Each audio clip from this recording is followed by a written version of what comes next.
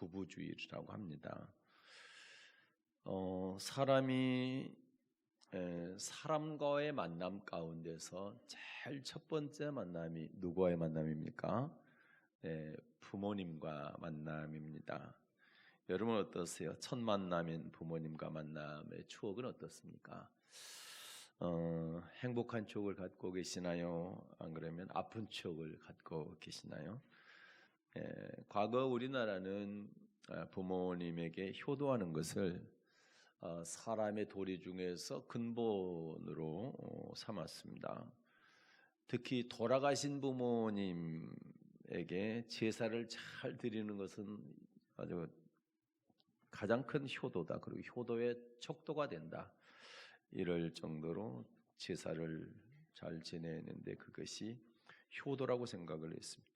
그러다 보니까 과거에 기독교가 들어왔을 때 가장 저항을 많이 받았던 게 조상들에게 제사를 드리지 않는다. 기독교가 그렇게 해서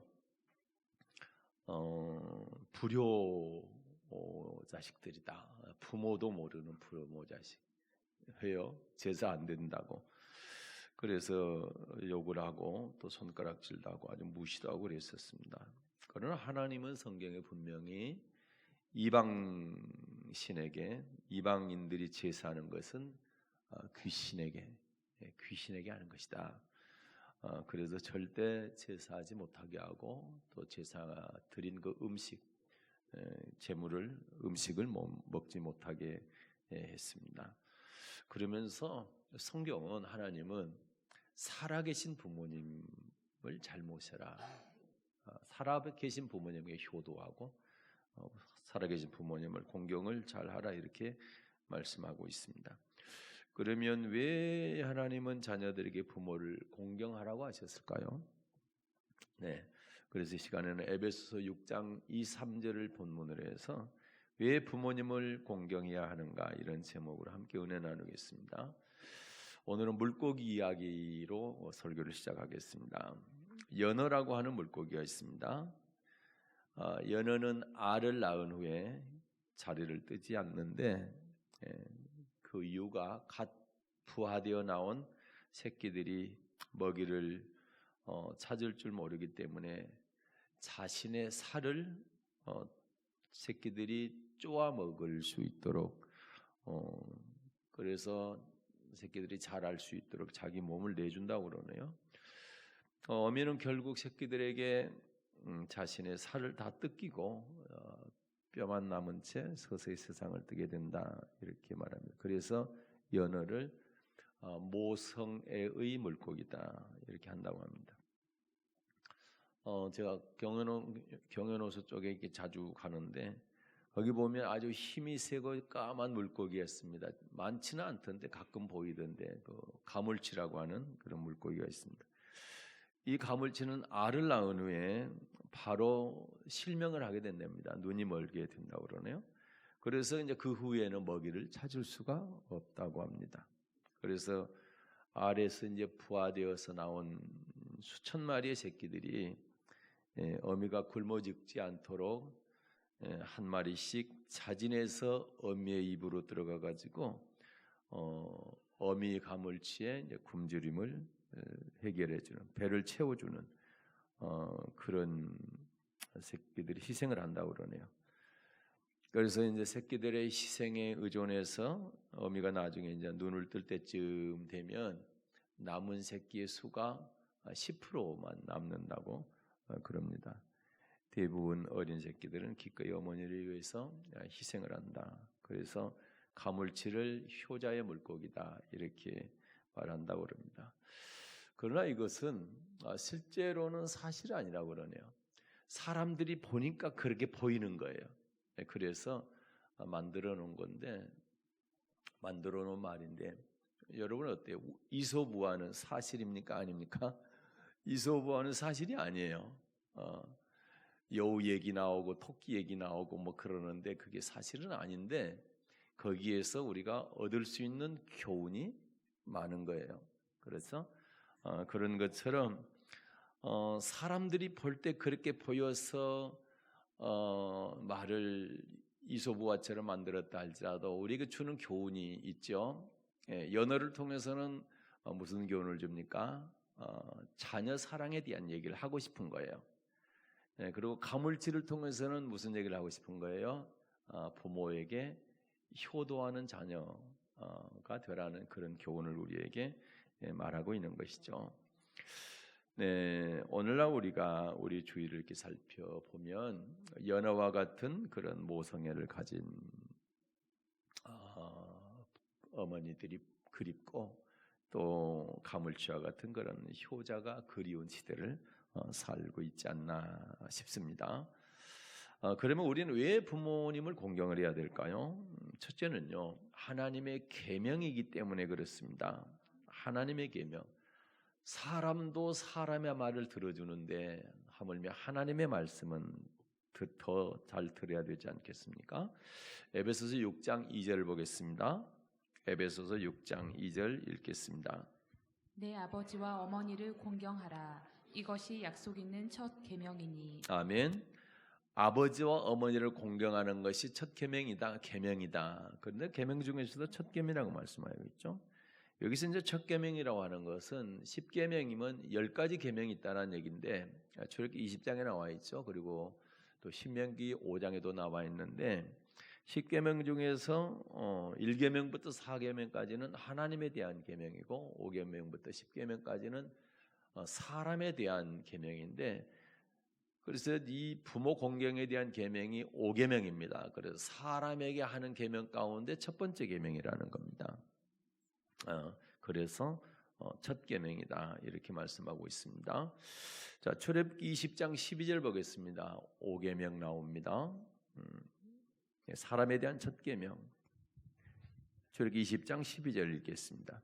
내 부모를 공경하라. 그리하면 너희 하나님 나 여호와가 내게 준 땅에서 내 생명이 길리라. 아멘. 내 부모를 공경하라. 이것이 하나님께서 우리에게 주신 다섯 번째 계명인데 사람으로서는 첫 번째 계명이다. 신약 서신서에서도요. 내 부모에게 효를 행하여 부모의 은혜에 보답해라. 이걸 가르치고 배워야 된다. 이렇게 말씀하고 있습니다. 디모데전서 5장 4절을 보겠습니다. 디모데전서 5장 4절입니다. 만일 어떤 과부에게 자녀나 손자들이 있거든 저희로 먼저 자기 집에서 효를 행하여 부모에게 보답하기를 배우게 하라. 이것이 하나님 앞에서 받으실 만한 것이니라. 아멘. 네, 여러분 어른들을 공경하고 이웃을 잘 섬기되 제일 먼저 해야 될 일이 자기 집안에서 효를 행해서 부모에게 보답해야 된다는 거죠. 이걸 먼저 가르치고 이걸 먼저 배우라는 겁니다. 이것이 하나님께서 받으실 만한 것, 하나님께서 기뻐하시는 거라는 거죠. 만일 여러분 부모를 공경하지 않게 되면요, 그 8절 한번 읽을게요. 8절 읽겠습니다. 누구든지 자기 친족, 특히 자기 가족을 돌아보지 아니하면 믿음을 배반한 자요 불신자보다 더 악한 자니라. 아멘. 불신자보다 더 악한 자, 자기 친족 가운데서 가장 가까운 친족이 부모님이잖아요. 부모님을 돌아보지 아니한 사람은요, 믿음을 배반한 사람이다. 믿음을 배반했다는 얘기는 배도자라는 얘기입니다. 배도자. 그리고 불신자보다 더 악한 사람. 그러면 우리 그리스도인은 절대로 부모님에게 불효해서는 안 되는 겁니다. 효도해야 돼. 돌아볼 줄 알아야 돼요. 남도 섬기는데 부모님을 잘 안 섬기고 소홀히 여기고 등한히 여기서는 더더욱이나 안 되는 거죠. 그거는 믿음을 배반한 것이요, 그리고 불신자보다 더 악한 자다. 이렇게 우리 하나님 아주 강력하게 경고하고 있습니다. 그래서 여러분 부모님에게 효도하셔서 꼭 보답할 수 있기를 바랍니다. 두 번째는요, 부모를 공경하지 않으면 저주를 받기 때문에 그렇습니다. 출애굽기 21장 17절입니다. 출애굽기 21장 17절 읽겠습니다. 그 아비나 어미를 저주하는 자는 반드시 죽일지니라. 네, 아비나 어미를 저주한 자는 반드시 죽이라. 이렇게 하나님 말씀하세요.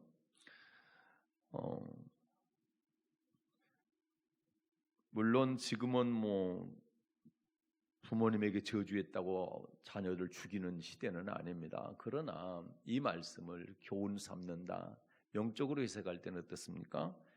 부모의 불효하는 자녀의 영혼은 죽는다는 거예요. 마가복음에서 예수님께서 이 말씀을 그대로 가져오셨어요. 마가복음 7장 10절입니다. 마가복음 7장 10절. 모세는 내 부모를 공경하라 하고 또 아비나 어미를 회방하는 자는 반드시 죽으리라 하였거늘. 아멘. 자, 모세는 내 부모를 공경하라. 모세를 통해서 하나님께서 아까 출애굽기 20장 12절 주셨잖아요. 말씀, 부모 공경하라고. 그리고 또 아비랑 어미를 해방하는 자, 저주하는 자, 아까 읽었잖아요. 21장 17절에서. 그럼 반드시 죽으리라의 그언을. 그래서 반드시 죽는다는 얘기예요. 회방한다는 얘기가 저주한다 또는 욕한다, 비방한다. 그래서 부모님을 저주하거나 부모님을 욕하거나 부모님을 비방하거나 원망해서는 안 된다는 겁니다. 그럼 어떻게 하는 것이 부모님을 공경하는 것일까요? 부모님의 말에 순종하는 것이 부모님을 공경하는 겁니다. 에베소서 6장 1절 보겠습니다. 에베소서 6장 1절. 자녀들아 너희 부모를 주 안에서 순종하라. 이것이 옳으니라. 아멘. 부모 공경하는 것은 바로 부모에게 순종하는 것이다. 네, 그것은 물론 그 앞에가 주 안에서 순종하라고 했습니다. 네, 주님 말씀 안에서. 주님 말씀 밖에서 순종하는 것이 아니라 주님 말씀 안에서. 주님의 말씀을 거역하면서까지 순종하라는 얘기가 아니고 주님께서 하라 또는 하지 말라 한 것에 그 안에서 하라는 거죠. 여러분 부모님의 말씀에 순종을 해야 되겠지만 부모님이 너 예수 믿으면 안 돼, 교회 가지 마, 그것까지 순종해서는 안 된다는 거예요. 하나님을 믿으라 했지 믿지 않으면서까지 부모를 공경하라 안 했잖아요. 예, 그러니까 하나님의 말씀도 순종하고 부모님의 말씀도 순종하라는 얘기입니다. 부모님 말씀 순종하기 위해서 하나님 말씀에 불순종하는 것은 그건 안 된다는 얘기예요. 그래서 그게 주 안에서 순종하라는 말씀이 그 말씀인 것입니다. 네, 성경에서요 부모의 말을 거역하고 부모님 말씀을 안 들었을 때 어떤 저주가 임했는지 한번 찾아보도록 하겠습니다. 사무엘상 2장입니다. 22절부터 25절을 볼까요? 사무엘상 2장 22절부터 25절까지 읽겠습니다.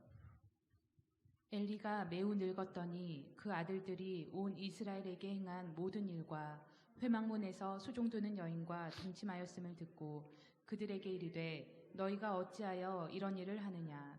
내가 너희의 악행을 이 모든 백성에게서 듣노라. 내 아들아 그리 말라. 내게 들리는 소문이 좋지 아니하니라. 너희가 여호와의 백성으로 범각해 하는도다. 사람이 사람에게 범죄하면 하나님이 판결하시거니와 사람이 여호와께 범죄하면 누가 위하여 강구하겠느냐 하되 그들이 그 아비의 말을 듣지 아니하였으니 이는 여호와께서 그들을 죽이기로 뜻하셨음이었더라.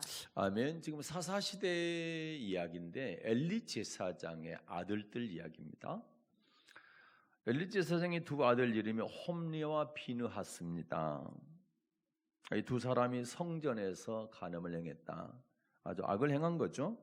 그래서 아버지 엘리가 그리 하지 말라 이렇게 얘기함에도 불구하고 아버지의 말을 듣지 않습니다.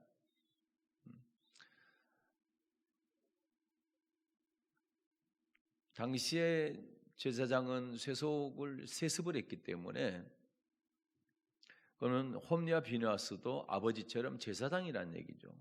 주의 종인데 성전에서 해서는 안 될 간음을 행하니까 아버지가 그걸 못하게 한 겁니다. 그런데 아버지의 말을 듣지 않았다는 불순종했어요. 아버지 말에. 그러자 하나님이 그 두 아들을 죽이기로 작정을 하시는 거예요. 그럼 결과가 어떻게 됐을까? 아버지 말에 불순종한 홈리와 비느하스의 결과, 그리고 그 집안은 어떻게 됐을까요? 자, 4장으로 넘어갑니다. 사무엘상 4장 17절부터 22절을 보겠습니다. 사무엘상 4장 17절부터 22절. 소식을 전하는 자가 대답하여 가로되 이스라엘이 블레셋 사람 앞에서 도망하였고 백성 중에는 큰 살육이 있었고 당신의 두 아들 홈니와 비느하스도 죽임을 당하였고 하나님의 괴는 빼앗겼나이다. 하나님의 괴를 말할 때에 엘리가 자기 의자에서 자빠져 문 곁에서 목이 부러져 죽었으니 나이 많고 비둔한 영고라. 그가 이스라엘 사사가 된 지 40년이었더라. 그의 며느리 비느하스의 아내가 잉태하여 상기가 가까웠더니 하나님의 괴에 빼앗긴 것과 그 시부와 남편의 죽은 소문을 듣고 갑자기 아파서 몸을 굽으려 해산하고 죽어갈 때에 곁에 섰던 여인들이 그에게 이르되 두려워 말라 내가 아들을 낳았다 하되 그가 대답지도 아니하며 관념치도 아니하고 이르기를 영광이 이스라엘에서 떠났다 하고 이름을 이가봇이라 하였으니 하나님의 괴가 빼앗겼고 그 시부와 남편이 죽었음을 인하여 또 이르기를 하나님의 괴를 빼앗겼으므로 영광이 이스라엘에게서 떠났다 하였더라. 아멘. 여기 보니까 어떻습니까? 엘리 아들 홈니와 비느하스가 블레셋과의 전쟁터에 법궤를 가지고 갔다가 거기서 죽게 됩니다. 같이 죽게 되죠. 그리고 그 소식을 들은 아버지 엘리도 의자에서 넘어져서 목이 부러져서 죽습니다. 그리고 비느하스의 아내가 아들을 낳다가 죽습니다. 그리고 하나님의 법궤는 빼앗기고요. 하나님의 영광이 이스라엘에게서 떠나게 됩니다. 부모의 말을 듣지 않고 악을 행한 이 홈니와 비느하스 때문에 처참하게 이스라엘이라고 하는 이런 나라가 무너지게 되고 엘리의 가정, 홈니와 비느하스와 그의 가정이 완전히 다 무너지게 되는 것입니다. 그래서 하나님은 부모에게 공경을 해라, 부모를 저주하거나 또는 비방하거나 욕을 하게 되면 하나님이 저주하신다라는 말씀을 우리는 꼭 기억해야 될 줄로 믿습니다. 그 다음에 세 번째는 부모를 공경하게 될 때 하나님께서 복을 주시겠다고 약속을 하셨습니다. 네. 에베소서 6장 2절과 3절을 보겠습니다. 내 아버지와 어머니를 공경하라. 이것이 약속 있는 첫 계명이니 이는 내가 잘되고 땅에서 장수하리라. 아멘. 부모님을 공경하는 것이 첫 계명인데 어떤 첫 계명입니까? 약속 있는 첫 계명이다. 그럼 어떤 약속입니까? 3절을 보니까 내가 잘되고 땅에서 장수하리라. 부모님에게 효도하게 될 때 하나님께서 땅에서 아주 잘되게 해주신다는 겁니다. 그리고 장수하게 해주시겠다. 이렇게 말씀을 합니다. 자, 그러면 우리가 부모님을 잘 섬겼을 때 복을 받았던 사람들에 대해서 한번 찾아볼게요. 자, 예수님은요, 부모님에 대한 순종의 본을 우리에게 보여주셨습니다. 효도의 본을 우리에게 보여주신 거죠. 예수님이 어떻게 그런 본을 보여주셨는지 한번 볼게요. 자, 누가복음 2장 51절입니다. 누가복음 2장 51절. 예수께서 한 가지로 내려가사 나사렛에 이르러 순종하여 받드시더라. 그 모치는 이 모든 말을 마음에 두니라. 아멘. 예수님께서 한 가지로 내려가사 나사렛에서 성전에 올라갔다가 부모님이 예수님을 잃어버렸어. 그런데 다시 되찾아가지고 집으로 갔어요. 그런데 예수님께서 집에로 돌아간 다음에 어떻게 합니까? 순종하여 받드시더라. 부모에 대해서, 요셉과 마리아에 대해서 순종하며 받들어 모시더라는 거죠. 그런데요, 여러분, 이때 예수님의 나이가 몇 살이에요? 12살입니다. 그럼 12살이면 초등학교 한 5학년 정도 되겠네요. 초등학교 5학년이 맞습니까? 초등학교 5학년 정도 되는데 요즘 어때요? 초등학교 5학년이면 부모님께 순종하고 받들어 모시나요? 응석 부리고 자꾸만 뭐 해달라고만 그러고 그러나요? 한번 생각해 볼 이야기입니다. 예수님은 12살 때 부모님께 순종하고 부모님을 잘 받들어 모셨습니다. 그리고 또 십자가에 못 박히셨을 때 십자가 위에서 7마디 말씀을 하셨는데 그 7마디 말씀 가운데 한 말씀이 뭐냐? 예수님의 어머니 마리아를 요한 사도에게 이렇게 맡기는 장면이 나옵니다. 요한복음 19장 26절에 보겠습니다. 요한복음 19장 26절. 예수께서 그 모친과 사랑하시는 제자가 곁에 섰는 것을 보시고 그 모친께 말씀하시되 여자여 보소서 아들이니이다 하시고. 아멘. 십자가 위에 계시는데 예수님의 모친 마리아, 또 다른 마리아, 많은 여인들이 주위에 있었죠. 그때에 모친 마리아에게 그러죠. 요한을 가리키면서 여자여 보소서 요한이 오늘부터는 아들입니다. 지금까지는 제가 아들이었는데 앞으로는 요한이 어머니 아들이 될 것입니다. 그러면서 이제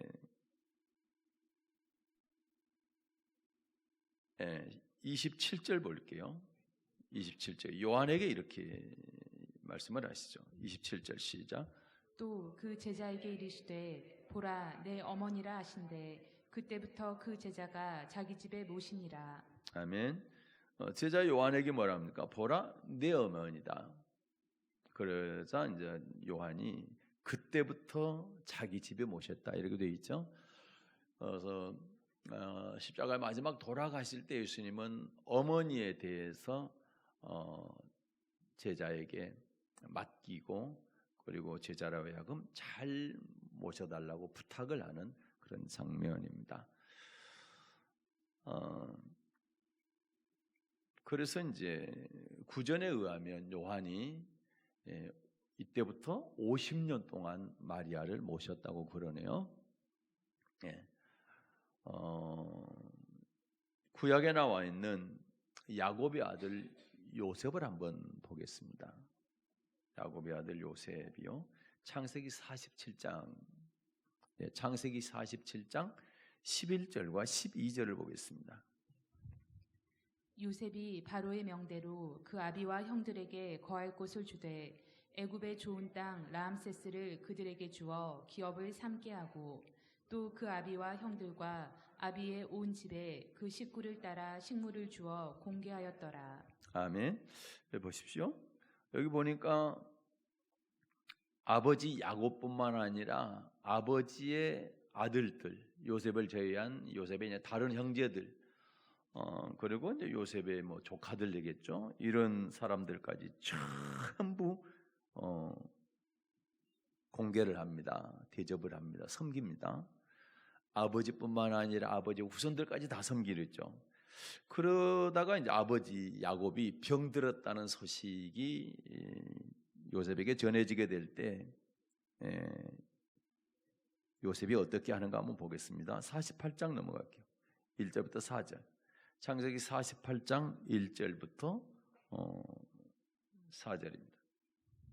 2일 후에 혹이 요셉에게 고하기를 내 부친이 병들었다 하므로 그가 곧 두 아들 므낫세와 에브라임과 함께 이르니 혹이 야곱에게 고하되 내 아들 요셉이 내게 왔다 하매 이스라엘이 힘을 내어 침상에 앉아 요셉에게 이르되 이전에 가나안 땅 루스에서 전능한 하나님이 내게 나타나 복을 허락하여 내게 이르시되 내가 너로 생육하게 하며 번성하게 하여 내게서 많은 백성이 나게 하고 내가 이 땅을 내 후손에게 주어 영원한 기업이 되게 하리라 하셨느니라. 아멘. 아버지 야곱이 병들었다는 소식을 듣고 요셉이 어떻게 합니까? 두 아들 므낫세와 에브라임을 데리고 바로 찾아가죠. 그러자 이제 야곱이 어떻게 합니까? 힘을 내어 침상에 앉았다. 여러분, 부모님들이 아프실 때에 자녀들이 찾아가면 부모가 어떻게 한대요? 힘을 낸다고. 힘이 난다고. 네. 어디 아프다고 그러면 전화로 어머니 병원에 가세요. 그렇게만 하면 돼요? 안 돼. 찾아가야 된다니까. 내가 이제 어머니들한테 물어봐야 될 거예요. 아플 때 찾아왔습니까? 전화만 와가지고 병원에 가서 약 지어 드세요. 그랬니까 내가 물어볼 거예요. 찾아가야 돼. 누구 데리고? 자녀들 데리고. 누구 데리고? 자녀들 데리고. 요셉이 그랬잖아요. 아들 므낫세 에브라임 데리고 함께 병문안 갔잖아요. 아버지 찾아갔죠. 그랬더니 아버지 야곱이 어떻게 합니까? 힘을 내서 앉아가지고 뭐 하는 거예요? 뭐 하려고 힘을 내서 앉았을까? 그렇지, 축복해 주려고. 네. 아브라함과 이삭, 아버지와 할아버지를 통해서 주신 하나님의 축복의 약속을 아들 요셉에게 이야기합니다. 다시 하나님이 이런 축복을 약속하셨다. 이 축복이 할아버지, 아버지, 나 그리고 너에게까지 이게 그대로 전해질 거다. 그리고 또 어떻게 합니까? 네, 손자죠. 므낫세 아브라함에게 손을 얹고 안수를 하고 축복기도 합니다. 네.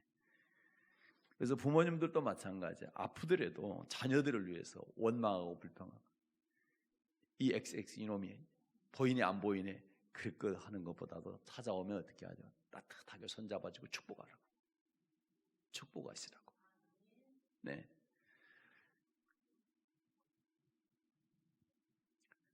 요셉의 두 아들과 함께 병든 아버지를 찾아갔더니 야곱이 힘을 내서 앉아가지고 할아버지, 아버지에게 약속하신 그쪽이 내게도 임했고 그리고 너에게도 임할 것이고 네 자녀에게도 계속 임할 것이다. 이렇게 축복을 하게 되는 것. 네, 노아를 한번 볼까요? 노아의 자식들은 어떻게 했을까? 창세기 7장 7절입니다. 창세기 7장 7절. 노아가 아들들과 아내와 자부들과 함께 홍수를 피하여 방주에 들어갔고. 아멘. 노아가 아들들과 아내와 자부들과 함께 홍수를 피하여 방주에 들어갔다. 13절도 한번 볼까요? 13절.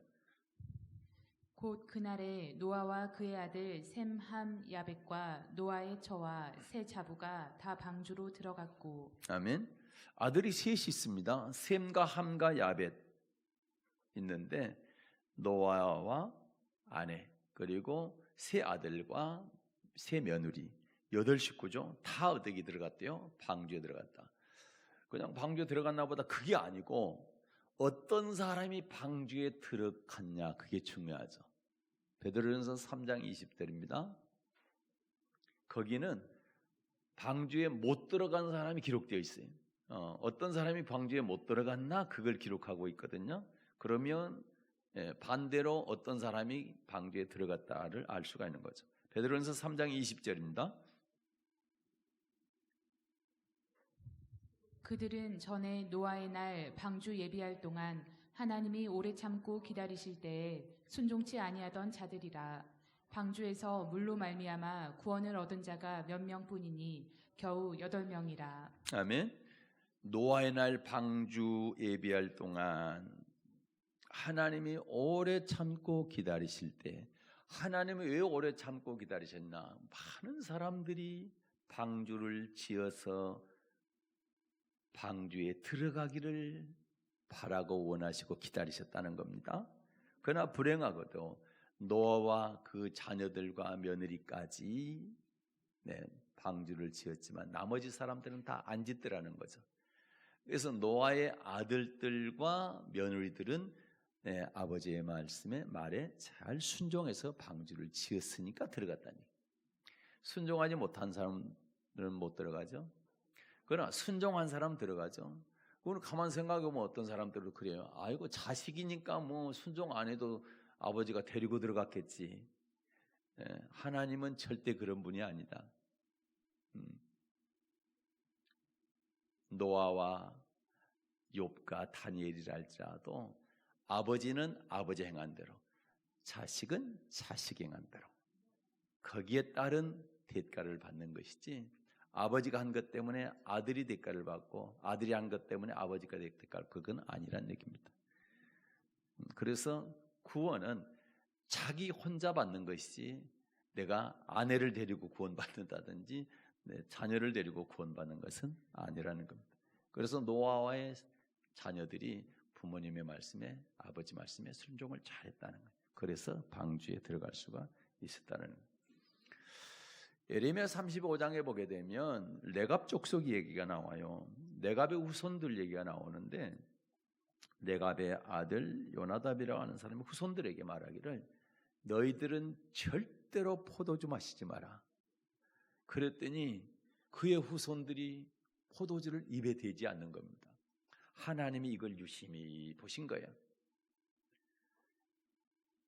그러면서 예레미야에게 하신 말씀이, 하나님이 봐라, 저 사람들은 내 하나님인 내 말이 아니라 자기 조상의 말도 저렇게 순종을 잘하는데, 이 백성들은 내가 하나님인데 하나님의 말씀도 순종 안 한다. 그러면서 뭐라고 그래요? 저 레갑 족속들은 내 앞에 서는 사람이 영원토록 끊쳐지지 않게 내가 복을 주겠다. 그렇게 축복을 약속하시는 거예요. 하나님 앞에 설 자가 영원히 끊어지지 않도록 그런 복을 내리겠다는 축복을. 부모에게 조상 대대로 이렇게 내려오는 그러한 포도주 마시지 말라고 하는 그거 순종에도 그렇게 하나님 복을 주신다니, 하나님 말씀 순종하면 얼마나 복을 더 많이 주시겠습니까? 사사시대 때 나옴이라고 하는 여인이 있었습니다. 베들레헴에 살았어요. 베들레헴에. 그런데 베들레헴에 흉년이 들었습니다. 흉년이 들자 가족들이 모압이라고 하는 곳으로 가죠. 이게 왜 중요한 의미가 있냐면, 흉년이 든다는 얘기는 우리가 경제적으로 어려움이 온다는 얘기입니다. 그렇죠? 여러분, 예수 믿다가 어려움이 올 때가 있어요, 없어요? 있는 겁니다. 그런데 내 어려움을 해결하기 위해서 모압 땅으로 갔다, 세상으로 갔다는 얘기입니다. 하나님을 안 믿는 사람들이 사는 곳으로 갔다는 얘기, 세상으로 갔다는 얘기거든요. 그런데 베들레헴이라는 곳은 떡집이라는 의미예요. 그 의미가, 떡집이라는 얘기는 말씀의 집이라는 의미거든요. 그러니까 말씀을 떠나서 예수 안 믿는 사람들이 사는 세상으로 나갔다는 그런 얘기입니다. 뭘 해결하기 위해서? 내 경제적인 어려움을 해결하기 위해서, 흉년을 해결하기 위해서. 근데 결과는 어떻게 됩니까? 그때 남편 두 아들과 같이 나갔는데 남편과 두 아들이 다 죽습니다. 그리고 두 아들의 며느리가 남게 되는데, 이제 며느리들에게 얘기하는 거죠. 너희도 친정에 가거라.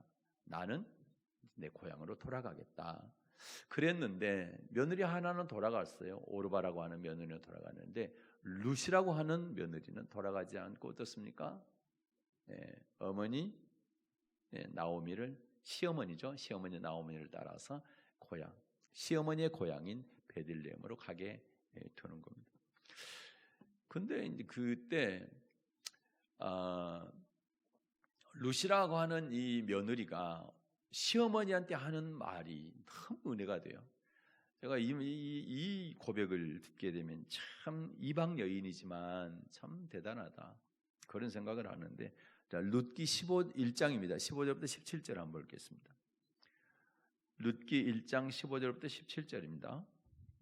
나오미가 또 가로되 보라, 내 동서는 그 백성과 그 신에게로 돌아가나니 너도 동서를 따라 돌아가라. 룻이 가로되 나로 어머니를 떠나며 어머니를 따르지 말고 돌아가라 강권하지 마옵소서. 어머니께서 가시는 곳에 나도 가고 어머니께서 유숙하시는 곳에서 나도 유숙하겠나이다. 어머니의 백성이 나의 백성이 되고 어머니의 하나님이 나의 하나님이 되시리니 어머니께서 죽으시는 곳에서 나도 죽어 거기 장사될 것이라. 만일 내가 죽는 일 외에 어머니와 떠나면 여호와께서 내게 벌을 내리시고 더 내리시기를 원하나이다. 아멘. 참 시어머니에 대한 사랑이 정말 대단하지요. 예. 내가 어머니를 따라갈 건데 저한테 친정으로 돌아가라고 강권하지 마십시오. 예. 어머니 가는 곳에 저도 가고 어머니께서 머무르는 곳에 저도 머무르겠습니다. 어머니의 백성이 내 백성이 될 거고, 그리고 어머니의 하나님이 제 하나님이 될 겁니다. 그리고 어머니께서 죽으시는 곳에 저도 죽겠습니다. 만일 내가 죽는 일 외에는 어머니와 떠나는 일이 없을 겁니다.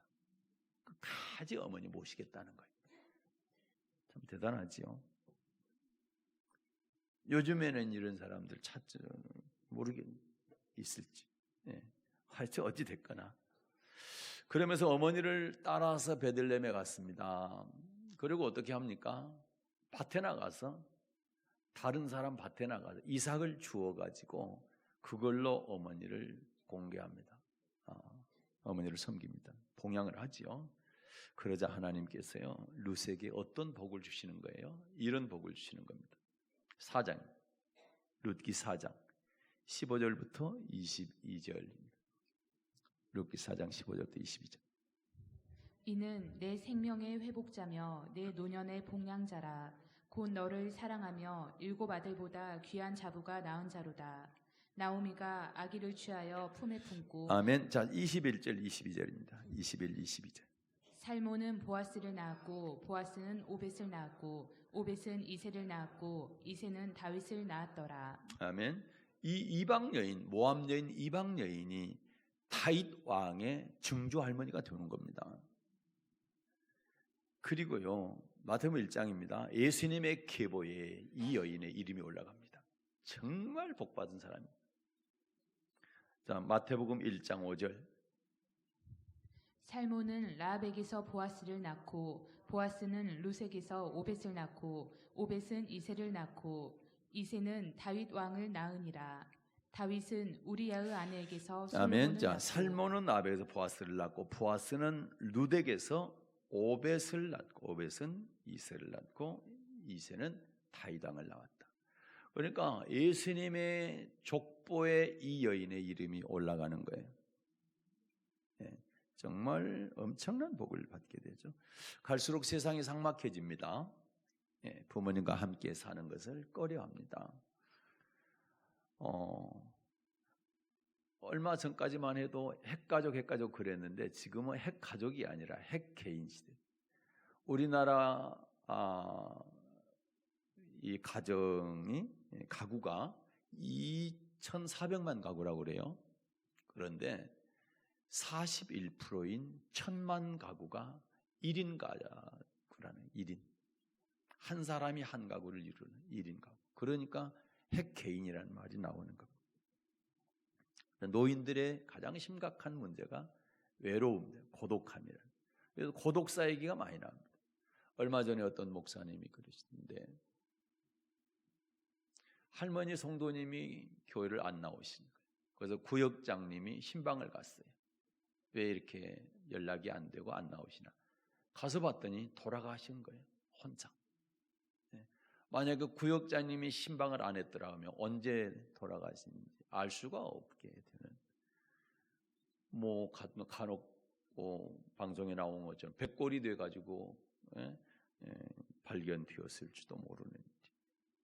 그만큼 지금은 외로움의 시대, 고독한 시대 때 우리 예수 믿는 우리만큼은 부모님 가까이 모시고 자주 찾아뵙고 맛있는 것도 많이 해드리고 용돈도 풍성히 드리고 부모님을 잘 공경할 수 있기를 바랍니다.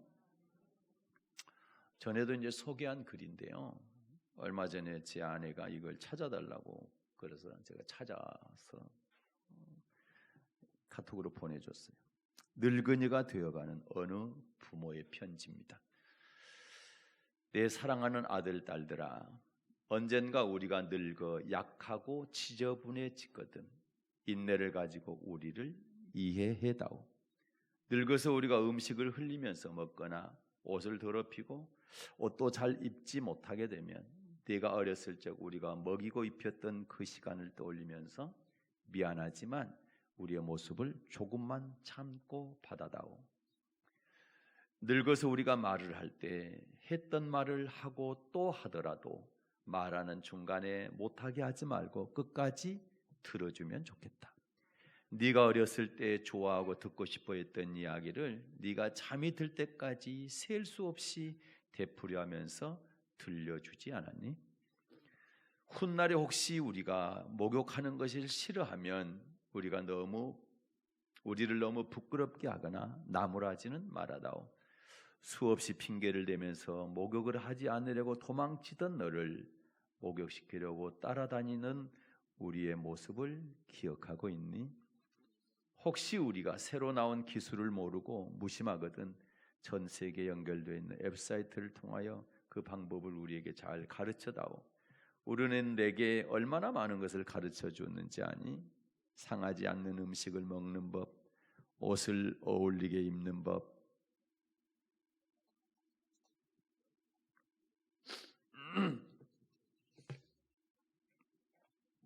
너의 권리를 주장하는 방법 등등. 점점 기억력이 약해진 우리가 무언가를 자주 잊어버리거나 말이 막혀 대화가 잘 안 될 때면 기억하는 데 필요한 시간을 좀 내어주지 않겠니? 그래도 혹시 우리가 기억을 못 해내더라도 너무 염려하지는 말아다오. 왜냐하면 그때 우리에게 가장 소중한 것은 너와 대화하는 것이 아니라 우리가 너와 함께 있다는 것이고 우리의 말을 들어주는 내가 있다는 것이 중요하기 때문이란다. 또 우리가 먹기 싫어하거든 우리에게 억지로 먹이려고 하지 말아다오. 언제 먹어야 하는지 혹은 먹지 말아야 하는지는 우리가 더 잘 알고 있단다. 다리가 힘이 없고 쇠약하여 우리가 잘 걷지 못하거든 지팡이를 짚지 않고도 걷는 것이 위험하지 않게 도와줄 수 있니? 네가 뒤뚱거리며 처음 걸음마를 배울 때 우리가 내게 한 것처럼 내 손을 우리에게 빌려다오. 그리고 언젠가 나중에 우리가 더 이상 살고 싶지 않다고 말하면 우리에게 화내지 말아다오. 너도 언젠가 우리를 이해하게 될 테니 말이다. 노인이 된 우리의 나이는 그냥 단순히 살아온 것을 이야기하는 것이 아니라 우리가 어떻게 생존해 있는가를 말하고 있음을 이해해다오. 비록 우리가 너를 키우며 많은 실수를 했어도 우리는 부모로서 줄 수 있는 가장 좋은 것들과 부모로서 보여줄 수 있는 가장 좋은 삶을 너에게 보여주려고 최선을 다했다는 것을 언젠가는 너도 깨닫게 될 것이다. 사랑한다 내 사랑하는 아들 딸들아, 내가 어디에 있든지 무엇을 하든지 너를 사랑하고 너의 모든 것을 사랑한단다. 네, 이런 편지입니다. 일제시대 때 이흥렬이라고 하는 청년이 음악 공부를 위해서 일본으로 유학을 떠났습니다. 그러나 피아노가 없어서 작곡을 할 수가 없는 거예요. 그래서 어머니께 편지를 쓰게 됩니다.